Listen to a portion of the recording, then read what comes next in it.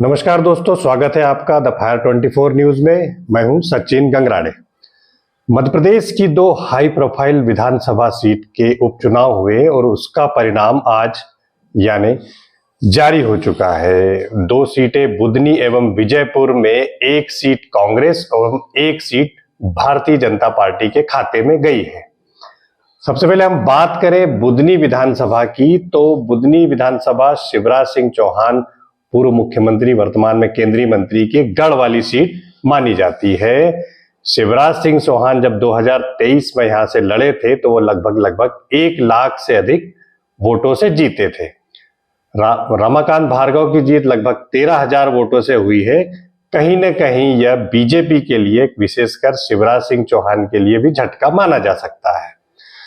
इसका कारण अगर हम राजनीतिक जानकारों की माने तो इसका कारण जो बीजेपी की जो उठापटक रही, हमने देखा कि टिकट वितरण से लेकर प्रचार तक में बीजेपी की उठापटक जारी रही। टिकट वितरण में जहां पूर्व सीएम शिवराज जी के पुत्र कार्तिकेय का नाम आ रहा था, तो राजेंद्र सिंह राजपूत भी अपना दावा ठोक रहे थे। हमने देखा कि आपसी गुटबाजी में एक शिवराज जी की हुई बैठक से लेकर प्रभारी रामपाल सिंह की बैठक तक में हंगामा होता रहा और रमाकांत भार्गव को बाहरी बताकर उनका विरोध होता रहा। कहीं न कहीं यह उसी का परिणाम है कि 1 लाख वोटों से जीतने वाले शिवराज सिंह चौहान की सीट पर भाजपा को 13,000 सीटों से जीत मिली। लगभग 90,000 वोटों की कमी हुई है। दूसरी तरफ हम बात करें विजयपुर सीट की, तो वन मंत्री रामनिवास रावत के करो या मरो की सीट वाले इस सीट पर आखिरकार वे मात खा गए। कांग्रेस के मुकेश मल्होत्रा ने उन्हें लगभग 7,000 वोटों से हरा दिया। हालांकि भाजपा का कहना यह है कि हमने वोटों का अंतर घटाया है। पहले कांग्रेस से इस सीट पर 18,000 मतों से बीजेपी हारी थी और अब जाकर के ये 7,000, मतलब कुछ वोट हमारे घटे हैं। लेकिन कहीं न कहीं इस सीट पर हार की मुख्य वजह रामनिवास रावत का दल बदल करने से लेकर बीजेपी की क्या आपस की द्वंद्व या ग्वालियर चंबल के द्वंद्व को भी माना जा सकता है। हालांकि हम ये भी एक फैक्टर है कि 2023 में लाडली बहना योजना की आंधी में भी रामनिवास रावत ने कांग्रेस के लिए यह सीट जीत ली थी। तो वो रामनिवास रावत अब कैसे फेल हो गए, इसको लेकर भी चर्चा होनी चाहिए, बहस हो रही है। हालांकि एक फैक्टर यह भी आ रहा है कि कैडर बेस माने जाने वाली पार्टी बीजेपी में सिंधिया का, जो केंद्रीय मंत्री ज्योतिरादित्य सिंधिया का फैक्टर भी आ रहा है। जो इनके जो कैंपेनर थे जिसमें सिंधिया का नाम भी शामिल था, लेकिन वे एक बार भी रावत के लिए प्रचार करने नहीं आए। ये इन दोनों की आपसी कटुता और नरेंद्र सिंह तोमर और सिंधिया को लेकर ग्वालियर चंबल में जो बातें की जाती है, उसका सीधा सीधा फैक्टर ये सामने आ रहा है।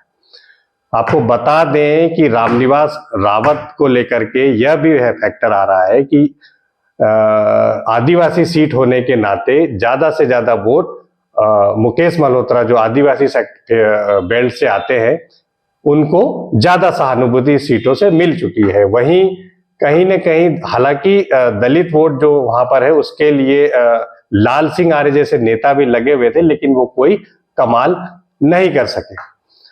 हमने इस पूरे दोनों सीटों को लेकर के मध्य प्रदेश के वरिष्ठ पत्रकार रवि अवस्थी से बात की। आइए सुनते उन्होंने क्या कुछ कहा। रवि जी, हमारे यहाँ जो दो हाई प्रोफाइल सीट बुधनी और विजयपुर के रिजल्ट आ गए हैं। बुधनी में बीजेपी की जीत हुई है, लेकिन अंतर कम हो गया है, क्या कहेंगे आप? देखिए, बुधनी में जिस तरह का विरोध, अंतर विरोध सामने आया था, वो एक बड़ी वजह है कहीं ना कहीं की जिस तरीके से बगावत के सुर उस समय उभरे थे। आप देखिए, पूर्व विधायक ने तो काफी कुछ नाराजगी जताई थी। हालांकि उनको बाद में मान मनोबल के बाद वो शांत जरूर हो गए, लेकिन लगता है कहीं ना कहीं जतरघात के शिकार बीजेपी हुई है, चाहे विजयपुर हो या बुधनी हो। विजयपुर में भी देखिए आप, लगातार सीताराम आदिवासी को हालांकि मंत्री का दर्जा दिया गया, लेकिन लगता नहीं कि वो उसका प्रतिशत कहीं बीजेपी को मिल पाया हो।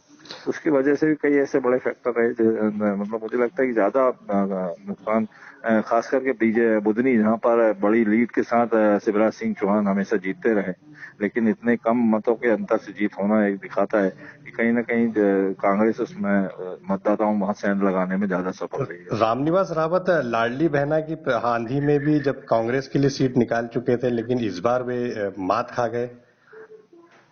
नहीं, दरअसल देखिए विजयपुर में शिवपुर जो अंचल है वहां पर जातिवाद ज्यादा हावी है, वनस्पत विकास के वहां का मतदाता जो है वो जाति को ज्यादा असर देता है। और आप देखिए वहाँ आदिवासी मतदाताओं की संख्या करीब 60,000 से ज्यादा है, और आदिवासी मुकेश मल्होत्रा जो है आदिवासी वर्ग से आते हैं। इसके अलावा रावत समाज के लोगों का कुशवाहा समाज के लोगों से हमेशा विरोध रहा है, मतलब एक उनका आपस में कभी नहीं पटी, तो इसके चलते कुशवाहा समाज भी कहीं ना कहीं वहां पर, कुशवाहा मतदाता भी वहां भी कटा है।